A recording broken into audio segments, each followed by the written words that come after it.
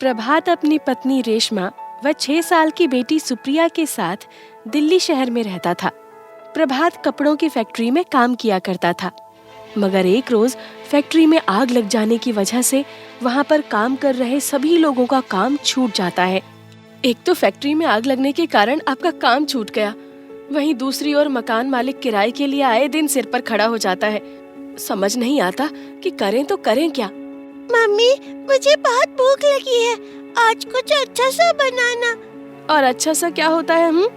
सुप्रिया मुस्कुराते हुए बोलती है, south Indian style Chinese food, please mummy बना दो ना। रेशमा फटाफट से सुप्रिया की पसंद का खाना बनाती है। वो south Indian style Chinese food बनाती है, जिसमें गोभी मंचूरियन, वेजिटेबल, फ्राइड राइस और साउथ इंडियन स्टाइल नूडल्स थे। सुप्रिया खाना खाते ही अपनी मम्मी से कहती है, मेरी मम्मी दुनिया की सबसे अच्छी मम्मी, जिसे एकदम मस्त साउथ इंडियन स्टाइल खाना बनाना आता है। रेशमा, सच में तुम तो बहुत अच्छा खाना बनाना जानती हो। अजी, मेरे दिमाग में एक आइडिया आया है, क्यों ना मैं south Indian style Chinese food का ठेला लगाऊं? तुमने तो मेरी मुंह की बात छीन ली, और इसमें मैं तुम्हारी मदद करूंगा। फिर क्या था, अगले ही दिन से रेशमा अपना south Indian style Chinese food का ठेला लगाकर खाना बनाना शुरू कर देती है कि तभी उसके ठेले पर 2 दोस्त समीर और दक्ष आते हैं और रेशमा से कहते हैं, अरे वाह दीदी, आपके ठेले से तो बहुत अच्छी खुशबू आ रही है। खुशबू के साथ साथ खाना भी बहुत अच्छा है जी, एक बार खाकर तो देखिए, उंगलियां चाटते रह जाओगे।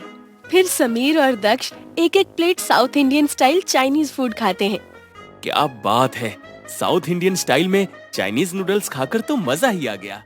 शाम होते ही रेशमा की अच्छी कमाई हो जाती है। रेशमा घर आती है और प्रभात से कहती है, अजी पहले ही दिन हमारी अच्छी कमाई हुई है और सभी लोगों को south Indian style Chinese food बहुत ही पसंद आ रहा है।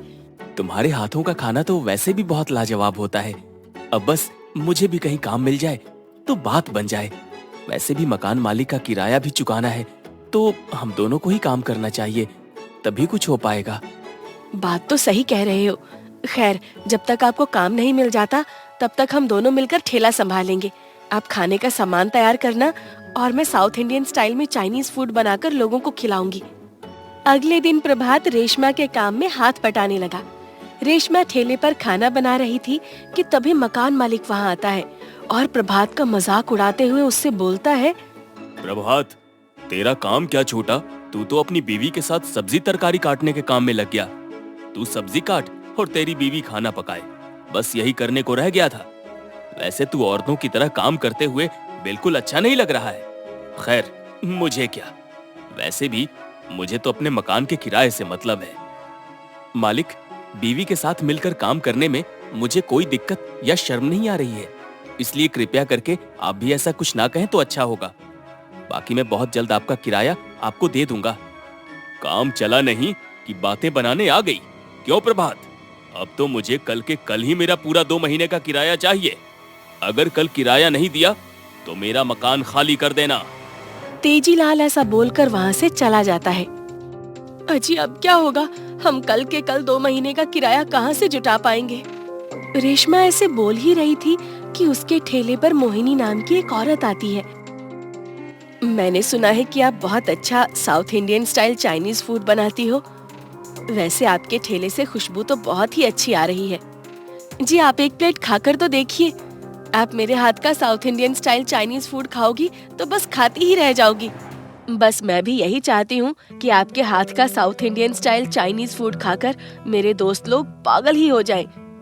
जी, वो क्या है ना कि कल मेरी बेटी का बर्थडे है और मेरा बजट कुछ कम है, इसलिए मैं अपने दोस्तों व अपनी बेटी के दोस्तों को होटल या रेस्टोरेंट नहीं लेके जा सकती। पर जब मैंने आपके ठेले के खाने की तारीफ लोगों से सुनी तो मैंने सोचा क्यों ना पार्टी के लिए यहीं से खाना ऑर्डर कर लूं। अब 50 लोगों का south Indian style Chinese food बना तो पाएंगी ना? रेशमा मोहिनी की बात सुनकर खुश हो जाती है और फट से हाँ कर देती है। मैडम जी, आपने तो हमारी समस्या ही हल कर दी। हम कल ही आपके घर 50 लोगों का खाना भिजवा देंगे। मोहिनी फटाफट से प्रभात को अपने घर का एड्रेस देती है और वहाँ से चली जाती है। अगले ही दिन रेशमा और प्रभात मोहिनी मैडम के घर खाने का ऑर्डर पहुँचाने के काम पर लग जाते हैं। वो टाइम पर मोहिनी मैडम के घर खाना पहुंचा देते हैं। मोहिनी जी के घर आए सभी लोग जैसे ही south Indian style Chinese food खाते हैं, उनकी आंखें खुली की खुली रह जाती हैं। वो उसे खाकर मोहिनी के खाने की खूब तारीफ करते हैं।